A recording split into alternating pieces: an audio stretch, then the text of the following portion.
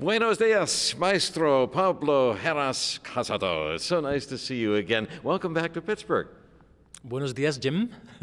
Such a joy. Grace. It's great to be back, and it's fantastic. Even the weather is not ideal, but inside it's always a big joy to make music with this wonderful orchestra. For the winter, it's not bad in Pittsburgh to have 60 degrees and mild weather, and it's wonderful to have your program this week with Jennifer Johnson Cano singing the Manuel de Falla Three-Cornered Hat. We've got a young soloist who's going to play Rachmaninoff, and Prelude to the Afternoon of a Faun with Debussy. Mm-hmm.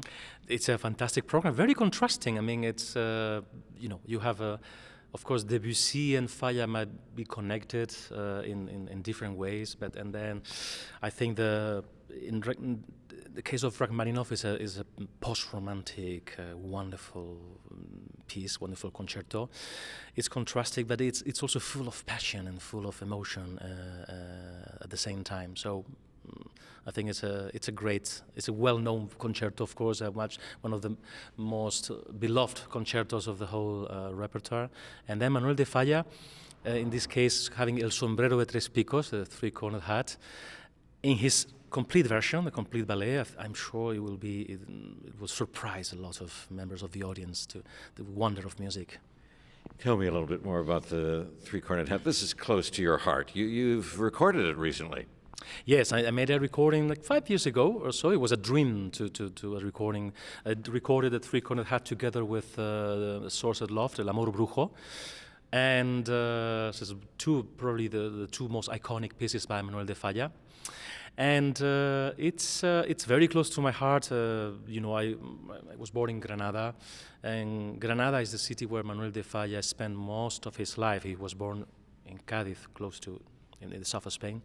He spent most of his most important years in Paris, and this is where his dream was to get in touch with the musical and artistic vanguard of the time, Picasso, Massine, Diaghilev with Le Ballet Russe, but also Debussy, Ravel, etc. And in that context is where he composed this wonderful ballet in which we can hear and we can feel very well that he knew absolutely all the repertoire that was, being premiered at the time and was shocking the music world. So Falla also belongs to that world, and he brought that to Granada. He brought back to Spain. He made Spain be part of the artistic avant-garde. What was the shocking about? Doesn't seem shocking now. I think doesn't seem shocking because it's been a piece that for many years it's been getting, because of the folkloric material, and it's been getting many layers of cliches in a way, and it's been a tradition of performing this piece with a kind of a post-romantic, nostalgic, exotic flavor. But in reality, this piece, it's an extremely modern, radical, and sharp piece. Manuel de Falla, like Stravinsky, at its time, I'm naming Stravinsky because there are very strong connections between them both, and they coexisted together in Paris at the same time. They used the material, the folkloric material from their own countries, to create a modern language. It's only the material, but then the essence, it's absolutely sharp and modern. And yeah, I think if you look closely to the score, you get surprised by its radicality and the amazing colors that it has inside and the intoxicating rhythmical power. It's been also very, very, shocking also for me to know firsthand the original choreography, that it hasn't been performed for ages, but I got the chance to see it live. The original choreography, it's closer to Rite of Spring or to that kind of world, rather than to, let's say, exotic and colorful folkloric flamenco dance. It has nothing to do with that. Picasso created very sharp colors, closer to Cubism, and closer to this kind of world, instead of evoking flamenco or evoking any kind of romantic idea of what Spain or exotic what Spain was at that time. It was really strong, shocking, sarcastic, and very modern. So this is what this piece is about, and its power in radicality. It's in there. It's in the score, and it's in the piece that this genius is created together. The story is that of a corrupt governor who tries to steal the miller's wife, and she is particularly beautiful. And where does the three-cornered hat come in? Who wears the hat? It's the governor. The governor. So this hat was always related to in the late 18th century, related to this kind of noblesse, the nobility at the time. And it's about that. It's in a way it's a very simple story. It's humoresque, and in many moments when the Falla uses like the bassoon to portray the governor, corregidor,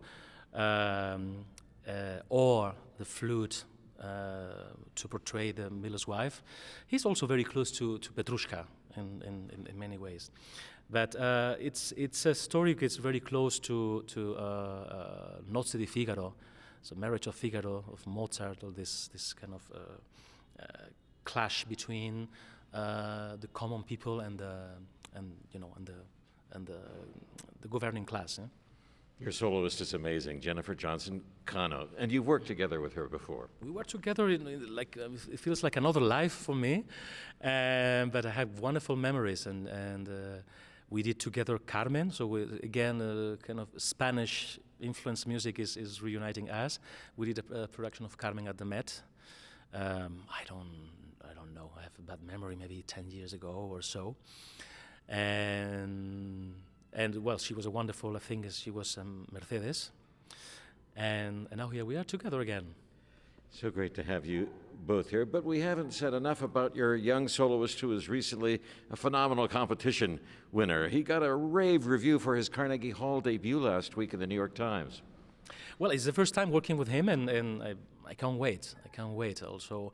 So the Rachmaninoff Second Piano Concerto is a piece that I have never conducted, even if it's one of the most famous concertos, but for any reason, never got. And then when the orchestra proposed me to play this, and I was very excited to be part of it. Our principal flute is extraordinary here. I'm assuming we'll hear Lorna McGee in the Prelude. Yes, of course, and I can't wait. All of the also Manuel de Falla's piece, Three-Cornered Hat, has a lot of solo opportunities for the wind players, and of course, what can I say? They are all wonderful, and yeah, this solo flute, the introduction for Prelude, Debussy Prelude, is one of the most iconic solos of the musical history. Tell me what else is new with you. You've done a lot of work at Lucerne at the festival there, and you have several important places where you are making music around Europe. Yeah, when Lucerne, I'm coming back, in fact, I think it's later this month. I'm coming back after several years. I've been in Lucerne. I spent lots of years working very closely with Pierre Boulez and Peter Erdős. And it's an important place for me, and now I'm going to make my debut with the Lucerne Festival Orchestra, which is a wonderful, wonderful orchestra, in a Beethoven festival. It's a mini festival around the music by Beethoven, but yeah, I've been this last month, especially doing also lots of opera in Vienna, in Bayreuth, doing a new production of Parsifal. And now, when I finish here, I go back to Spain to do Meistersinger from Wagner again. So it's also a lot of opera in these days.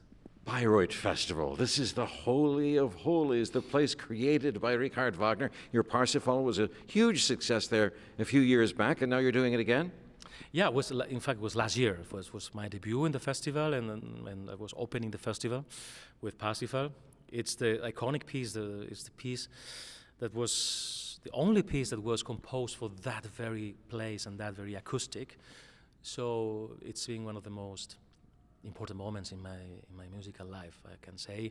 And then yes, next summer I'm back with Parsifal again in Bayreuth. So it's an amazing honor and a very exciting moment for me. Still no air conditioning at Parsifal? Still no air conditioning. This is a long opera, Maestro. It's a long. No, it's not the longest. It's not the longest, but it's a long opera, and but despite all the inconveniences of this place, I mean, only to make it to Bayreuth it's an adventure.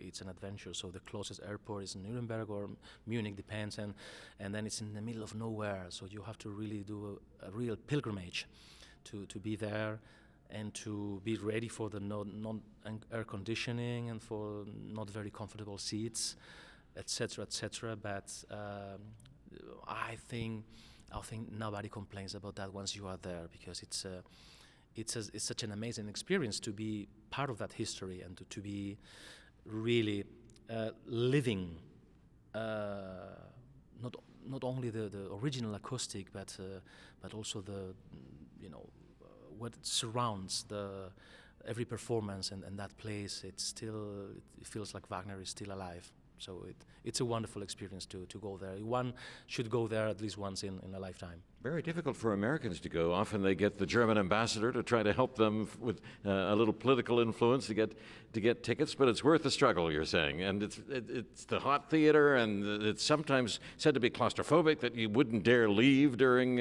anything that transpires. The doors are closed. They used to be said to be locked so that nobody could leave, and I think that's an exaggeration. Who from the Wagner family is still related to Bayreuth? There was someone, a member of the family. Still after Richard Wagner, it's been a non-stop line of Wagner's being directing the festival, and still Katharina Wagner is a granddaughter.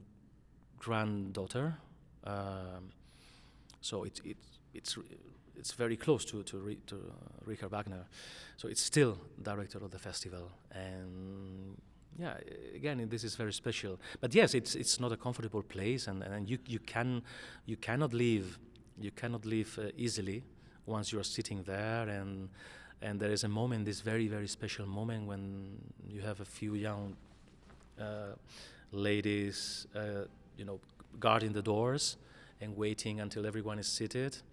And then they leave, they close the door, and then you can hear locking doors and everywhere. And then there's complete darkness before the show starts. It's complete darkness, and then you start listening to that amazing sound that you don't know where it comes from. It doesn't come from a concrete place, but this from the pit, orchestral pit.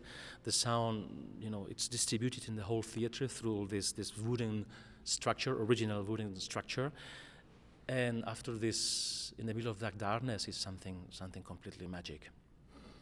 And you can hear it on the radio. German radio transmits it around the world now on the internet, so we'll be listening to your Parsifal if we can't get a ticket. Of course. Well, you try to get a ticket. Try to pull some strings, maybe. Oh my! There's so many things I would like to ask you. You mentioned you have the new recording on the way. You've done Schumann, you've done Schubert, you've done Mendelssohn, you've done lots of Beethoven, lots of good things. What's at the top of your mind to suggest people listen to or get a copy of? Well, now we are talking about Manuel de Falla. I would recommend to go for that recording of The Three-Cornered Heart and El Amor Brujo, the Sorcered Love, with a wonderful flamenco singer singing the vocal part. It was originally conceived for a flamenco singer, and it's a fantastic recording with a wonderful Mahler chamber orchestra. Is one of the best chamber orchestras in the world. So this would be a good recommendation. And also recently I got a new release last Friday. Last Friday was released a new CD with the same orchestra, the Mahler Chamber Orchestra, and again, music by Manuel de Falla, but of a different period, a period where he was composing in a more neo-Baroque style, and he used again Spanish material, Spanish influence, cultural influence. It's the Master Peter's Puppet Show. it's based on a chapter of El Quijote, Manuel de Cervantes, and the other piece is the harpsichord concerto. And both pieces are extraordinary, and it's a different compositional period from Manuel de Falla, together with Pulcinella, which is also a piece written for the stage and for puppets. And the story is fantastic. I was talking before about the relation between Manuel de Falla and Stravinsky. Originally, Pulcinella, who was again a project by Serge Diaghilev for Le Ballet Russe, he was commissioned, Pulcinella, to Manuel de Falla. Manuel de Falla couldn't do it, and then Stravinsky got the commission. So there is again a wonderful relation and the musical history between these both geniuses. You mentioned Manuel de Falla and his connection to your town, Granada. This is a beautiful part of Spain. I have had on my list one of these days. I hope to go there. Is there a statue to Manuel de Falla in the town of Granada? Well, it's even a concert hall where he was living close to the Alhambra. So they built gardens and a concert hall named on his name. It's Auditorio Manuel de Falla.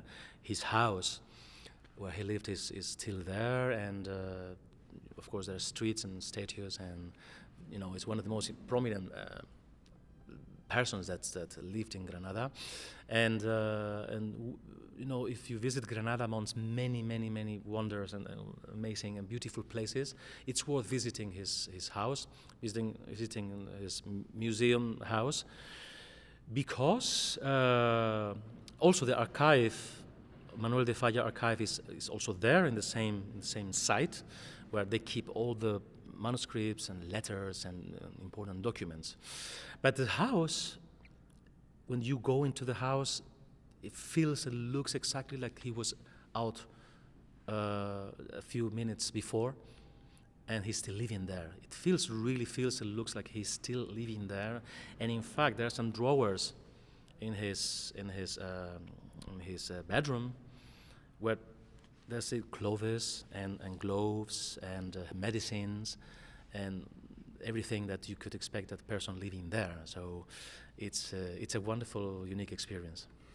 I must go there. First to Manuel de Falla's house, then the Alhambra. It's nearby, so it's in the same hill. The same hill is another magic, a sacred hill for us. It's Manuel de Falla's house and the Generalife, so gardens, and of course the Alhambra. You know, in Pittsburgh, we've been very lucky because we had Rafael Frubeck de Burgos here many times. He did the three-cornered hat, and I think Master Peter's puppet show as well. He was beloved here, and you are much loved. On the way over from the parking garage, I ran into the stagehand, Rocky. He said, "We love Pablo." So when you have the stagehands behind you, you know everything's going to work out okay. Yeah, well, it's a great honor, to when you build these relations, you have the chance year after year to come back to a place and to meet. I mean, in everyone's life, in the course of a year, many things happen, but then you feel a little bit like home. I feel always, of course, challenged by such a great orchestra. Every time I come here, it's a great opportunity for me. But at the same time, it's a way of feeling home with all these wonderful musicians, and I feel privileged. And of course, Maestro Frubeck de Burgos was, for all of us, was a big figure, and especially in the last years of his life, he enjoyed a wonderful career here in the States. He was conducting all the major orchestras and putting also Spanish music in a very high place. We just had Pablo Ferrandez here a few weeks ago. He said that his parents named him Pablo because of Pablo Casals. Is that where your parents were going when they were choosing your name, Pablo?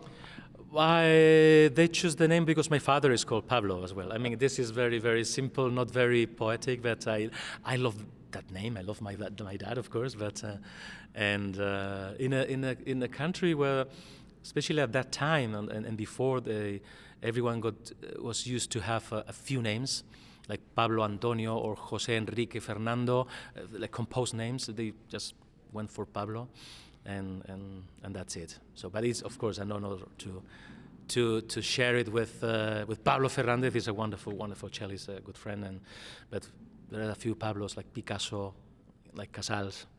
So Maestro, muchas gracias. Thank you so much for spending this time talking over your beautiful program. Muchas gracias, Jim. Always a great pleasure.